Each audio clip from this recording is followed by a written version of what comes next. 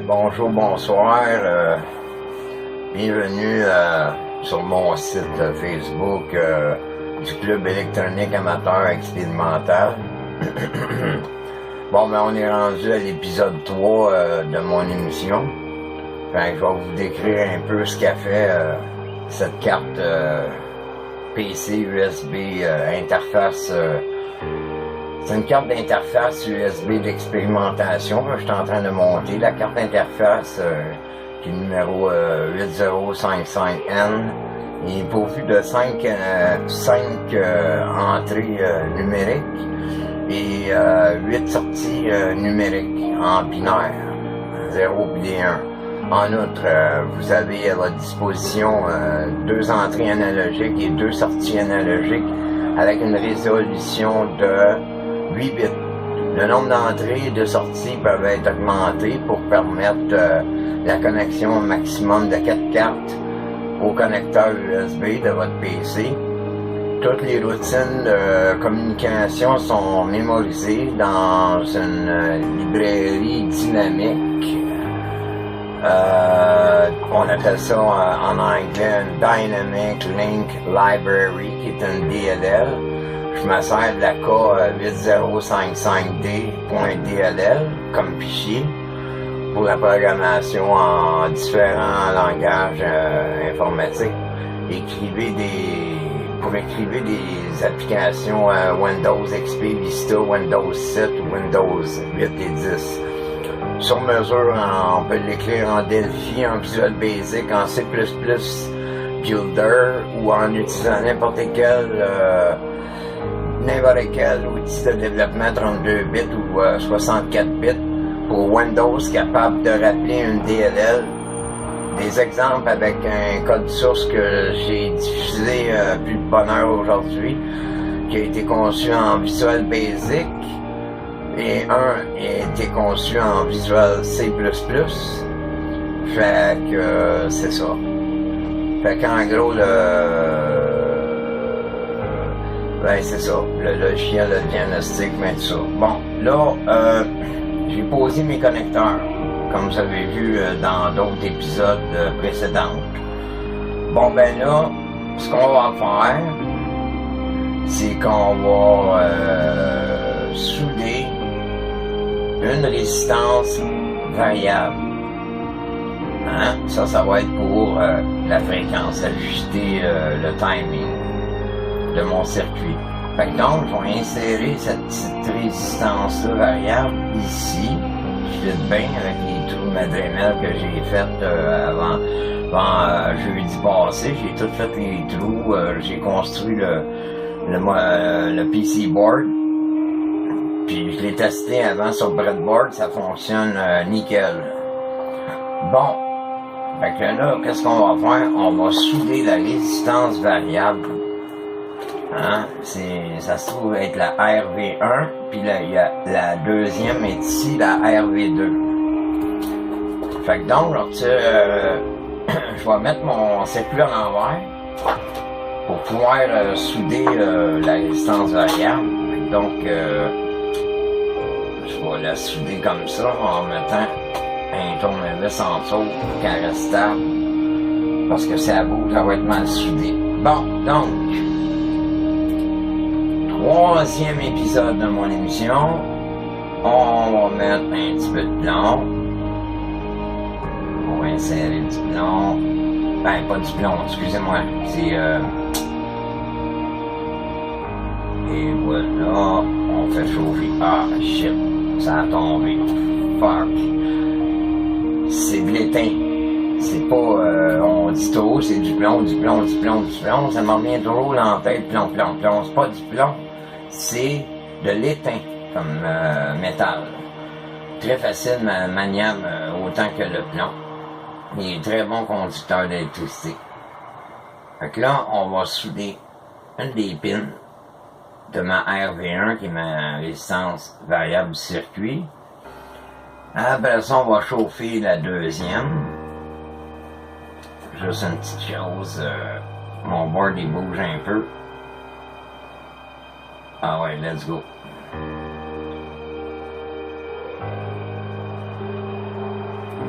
Et voilà, pour la deuxième. Là, on va souder la troisième pin de la RV1, qui est la résistance variable de mon circuit. On va appliquer un petit peu d'étain. On fait chauffer l'eau. Et voilà. On va essayer d'appliquer de la chaleur. Donc, je vais nettoyer mon fer avec une éponge humide. Avec de l'eau. Voyez-vous, et soudé. Fait que je vais faire le même procédé avec la RV2, la résistance variable 2. Fait que donc, je vais insérer ma deuxième résistance variable qui est de 100K. 100K, ça veut dire K, ça, tu rajoutes 3 zéros. Fait que 100K, ça donne 100 000 ohms. On calcule ça, nous autres, en ohms. C'est la résistance. Allez chercher ça sur Google, puis ils vont vous expliquer le cours un peu, qu'est-ce que c'est des ohms, puis des volts, puis des ampères, puis des hertz, ou ben non, je sais pas moi, des microfarades, des picofarades, des nanofarades, fait que ils vont tout vous expliquer ça. Si vous faites une recherche sur Google, ça va être numéro 1 dans Wikimedia, whatever. Fait qu'on continue. Donc, fait que là, je viens de mettre la RV2. Fait que je vais la mettre juste en dessous de mon tournevis pour que ça reste stable durant la soudure, parce que si je ne le mets pas, il n'y a rien pour le tenir, ma résistance variable, elle va tomber en terre. Fait que plus prochainement, le mois prochain, je vais m'acheter un board exprès qu'on peut pivoter à 360 degrés. Mais c'est que j'ai investi à date 600 $, j'ai encore un autre 300 $ le mois prochain. Puis au mois d'octobre, j'en ai encore un autre 300, ça c'est mon budget. Je vais être rendu à 1200 $ d'investissement dans mon laboratoire électronique de mon club électronique amateur expérimental. Bon, on procède à la deuxième étape. Fait que là, on va faire chauffer encore la résistance RV2, résistance variable. On fait chauffer un petit peu la plaque avec le petit beignet est en cuivre, puis la pointe est en aluminium, le connecteur de la résistance variable. Et voilà, c'est fait. Un autre soudure ici. Aïe, aïe, aïe, ah ouais, let's go, vas-y. Ça s'en vient. C'est parce que c'est rien qu'un 25 watts que j'ai là. Prochainement, je vais m'acheter un fer à souder qui va être variable. Ça veut dire que je vais pouvoir mettre jusqu'à 60 watts. Je vais avoir un régulateur comme ce multimètre là. Je vais pouvoir mettre ça à 20. Ou à 25 watts, ou ben non. Le wattage du fer à souder, c'est que plus que t'augmentes en watts, plus que le fer à souder il chauffe. Plus chaud en Celsius, en température, et voilà. Je cherchais les mots là, la température.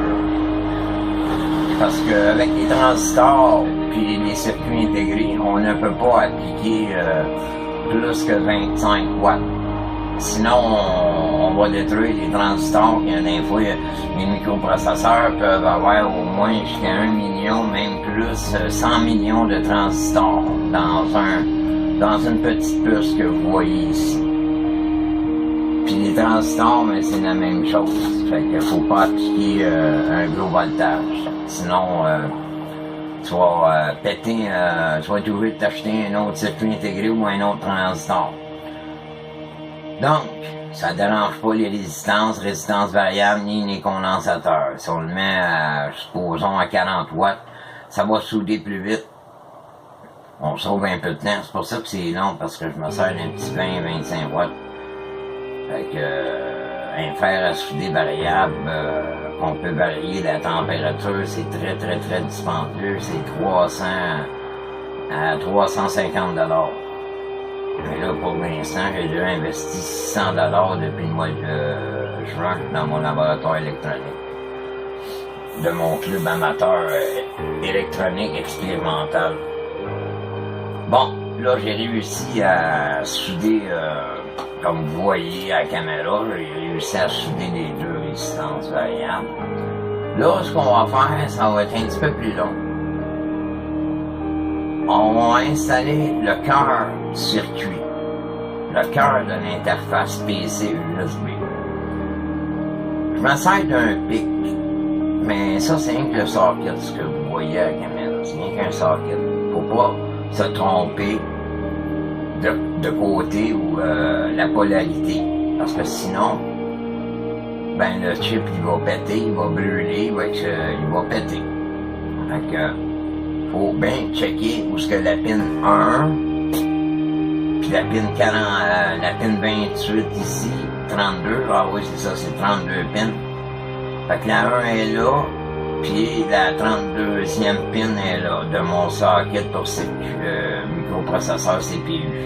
Central Processing Unit, c'est ça que ça veut dire un CPU. C'est le cœur de la machine, le cœur comme un ordinateur, le cœur d'un ordi. Fait que là, on va insérer notre socket, le circuit intégré, dans les trous du board. On va le tourner de bord. Mais là, ce que je vais faire, je vais plier un petit peu les pins. Pour qu'ils tiennent. Parce que sinon, il va tomber durant la soudure. Fait que je suis obligé un peu de les squeezer à la main. Je suis pas encore équipé d'un autre outil que ça me prendrait pour tenir les circuits. Il me manquait de l'argent ce mois-ci, mais le mois prochain, m'a acheté encore pour un autre 300-400$ d'équipement que j'ai vraiment besoin pour mon laboratoire électronique. Ça va être la partie la plus longue. Il va falloir que je mette mes lunettes parce que c'est très petit.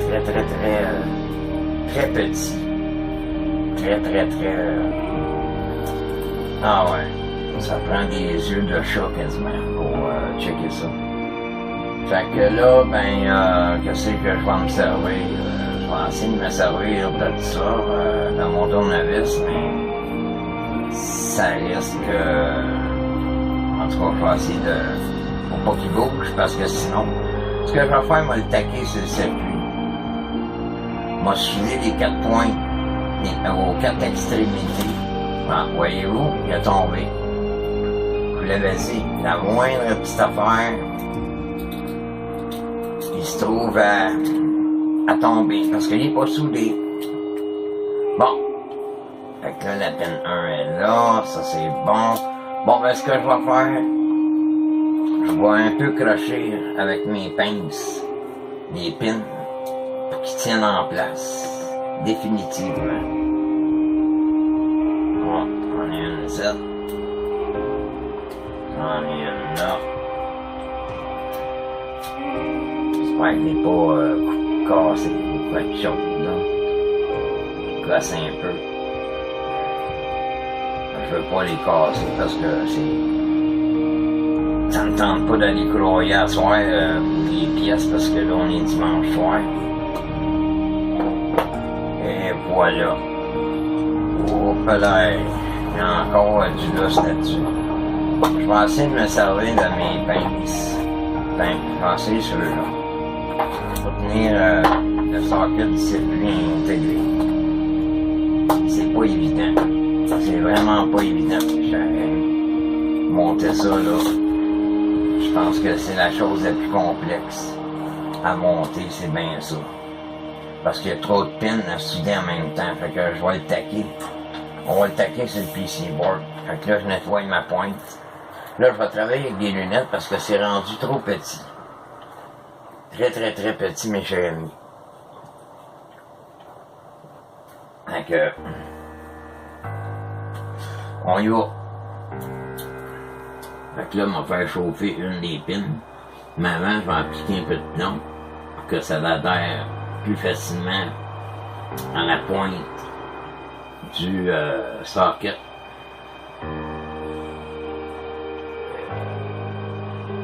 C'est pas évident, mes amis, c'est dans le très petit. Très petit. continue. Ça me prendrait quasiment un microscope pour aller là. Je soude, bon, les deux pointes ici, aux deux extrémités sont soudées. Fait que je vais aller souder les autres en bas. Fait que comme ça, il va être taqué, puis j'aurai pas besoin à gosser, à mettre une paire de quelque chose en dessous du PC board pour que ça tienne ensemble avec le circuit puis le socket de circuit intégré. Je fais chauffer la pièce. Et vas-y. Et voilà. Oups, là, il manque un petit peu de plomb. On va y en mettre un peu. Bon. Faut être précis parce que c'est très petit. C'est pour ça que je me sers d'étain très mince. J'en ai différentes sortes de grosseurs, mais je préfère travailler avec des petites comme quasiment l'épaisseur d'un cheveu. Pour jouer dans la miniaturisation, quand même, la microélectronique. C'est ça que ça prend. Pour faire la job. Bon.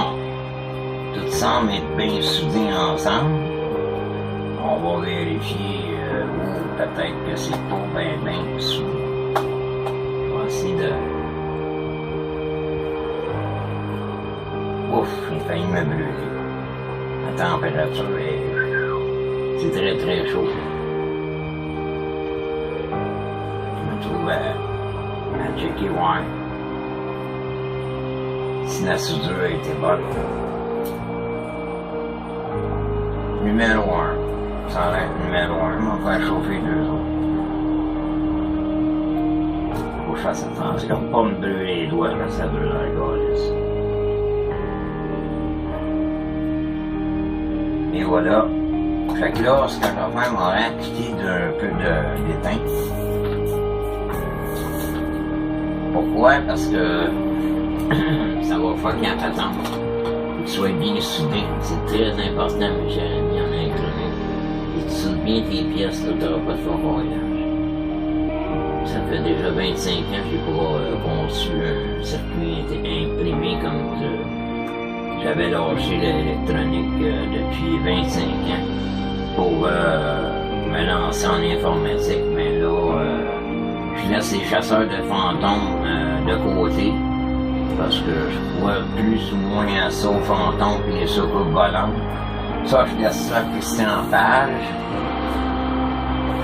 C'est son domaine. Moi, mon domaine, c'est la science et la technologie. Fait qu'on va continuer à souder les autres pins. J'en ai à peu près 28-30 à souder. C'est pas mal d'ouvrage. C'est pas évident, c'est miniaturisation. C'est quasiment de la microélectronique. Et voilà un autre. On va suivre celle-là.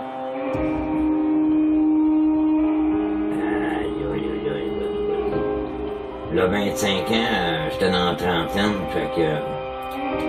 Aujourd'hui, je suis rendu à 54 ans, fait que j'ai de la misère à voir ma vue elle a baissé avec les années, fait que je pense que c'est bien normal, hein. Après 50 ans, notre vue est plus aussi bonne que quand on avait 20-30 ans. Fait que là, je continue à souder, ouais, let's go, mon kiki. C'est très long. Souder 32 ou 28 ou 32 pins. Surtout quand c'est une miniaturisation comme ça. C'est pas évident. J'ai ça d'un bord et de l'autre. Et voilà, un petit shot. Un autre petit shot ici.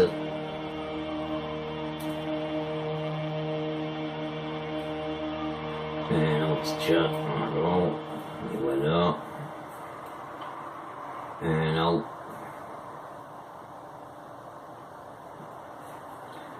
On continue jusqu'à temps qu'on ait fini de tout souder toutes les pins. Du socket de circuit intégré. Ça c'est fait, ça s'en vient. On va y arriver. C'est long. Ça prend au moins 10-15 minutes de souder ça. En plus, mon fer pas assez puissant, je pense qu'il y a 15 ou 20 watts. Il est pas assez chaud. Moi, j'étais habitué de travailler avec des fers soudés qui... Mais là, le prochain, je vais acheter pas avant cet hiver parce que j'ai d'autres affaires à acheter pour mon laboratoire. J'ai investi au moins 2-3 000 dans mon laboratoire électronique. Et voilà un autre spin de souder. De temps en temps, il faut aller nettoyer notre pointe de fer soudé parce que il se trouve avoir d'excédent de plomb sur la pointe. C'est ça qui est important. Fait qu'on continue.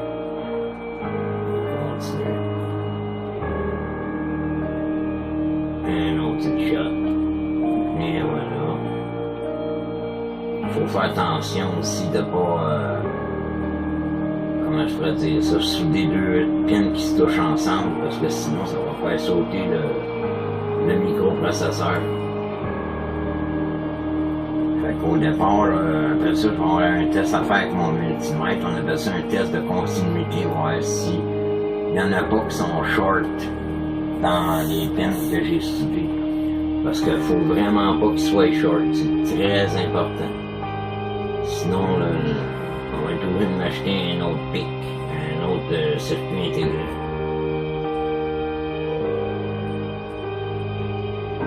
Et voilà. Ça s'en vient. Et voilà. Ça en reste plus bien gros à souder. Ça, c'est le plus gros des circuits intégrés que je suis en train de souder. Je pense qu'il y a 28 pins de ça. Moi, un 28 pins. Faut pas faire aussi des soudures à froid, faut bien chauffer.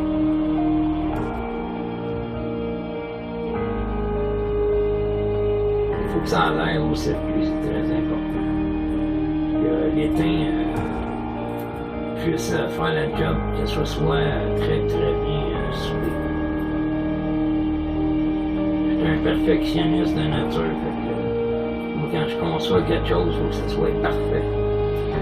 Ça, cette qualité-là, ça vient de ma mère. Ouais, c'est génétique, ça. Je l'ai dans le sang. Un perfectionniste, mes chers amis. Fait que là, je continue encore. Encore et encore. On chauffe encore un autre petit peu. C'est pas évident après avoir pas travaillé depuis 25 ans en électronique. Ça me donne ça me rappelle des bons souvenirs dans le temps que j'étais les années 83 au collège. Comment on appelle ça? Le cégep Édouard Montpetit à Longueuil, c'est là que j'ai appris de l'électronique. Ça m'a coûté, le cours pour un an, ça m'a coûté 8 000. J'avais une bourse d'études de 8 000, 12 000. Parce qu'il fallait que j'achète des livres, il fallait que j'achète mes outils, il fallait que j'achète mon équipement. Fait que, aujourd'hui, je pense que c'est 50 000 $ pour devenir chez Cacor. Ou l'Institut Aviron, là, ça coûte pas loin de 50 000. Tu demanderas sur un de mes neveux, là, c'est un électricien, puis ça lui a coûté très cher, loué à peu près 20-25 000, je pense. C'est pour aller au cégep, là, même toi à l'université, ça coûte un bras. Mais j'adorais ça, moi j'étais un autodidacte, j'apprends par moi-même. J'ai toujours été très intelligent. Ma mère me le disait, t'es rusé comme un renard, c'est ça. J'étais très... L'intelligence est important pour moi. Parce que moi, j'étais un intellectuel. Vois-tu, je me sers pas de mes bras, je me sers de mon cerveau. Et voilà, un petit touch, c'est fait. La dernière les pins. Après ça, on prend on pogne un break après ça. Et voilà, un petit shot, ting. Mes soudures, il y en aurait de belles. Fait qu'on va vérifier ça. on va vérifier si tout était bien soudé.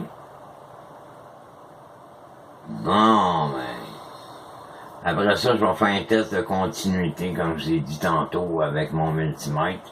Il va me dire s'il y a une des pins qui se touche entre eux autres. Faut jamais que... Faut que ça soit individuel. Faut pas que ça se touche. Sinon, ça va endommager ton circuit, puis tu vas être obligé de recommencer. C'est fort. On appelle ça du gros quiz à focoyage. Fait que là, comme vous voyez, là, le 28 pins il est soudé. Les deux résistances variables sont soudées. Le connecteur USB il est soudé. Puis les connecteurs de sortie et d'entrée sont tous soudés. Fait qu'il y a encore bien des pièces à monter. J'ai bien des épisodes à vous montrer mon cheminement de mon projet parce que j'avais déjà travaillé à l'époque en 95 au début des années 90 quand j'avais 30 ans, 33 ans, j'avais travaillé sur une interface mais était sur le port parallèle de l'imprimante. Tandis que celle-là, parce qu'un port d'imprimante, un port parallèle est très large. Il y a beaucoup de pins. Tandis qu'un USB, ben, t'as rien que 4 fils. C'est tout petit, c'est minime. Puis en plus, ce board-là, il va pouvoir communiquer non seulement avec mon ordinateur, mais même avec mon téléphone Android. Mon Motorola que j'ai. Fait que c'est bien beau, mes chers amis. Je vous souhaite une bonne soirée, puis je vais continuer demain à faire d'autres épisodes de mon émission. Fait que je vous remercie infiniment de m'avoir écouté. J'espère que vous allez voter pour moi. Bonne soirée à tous.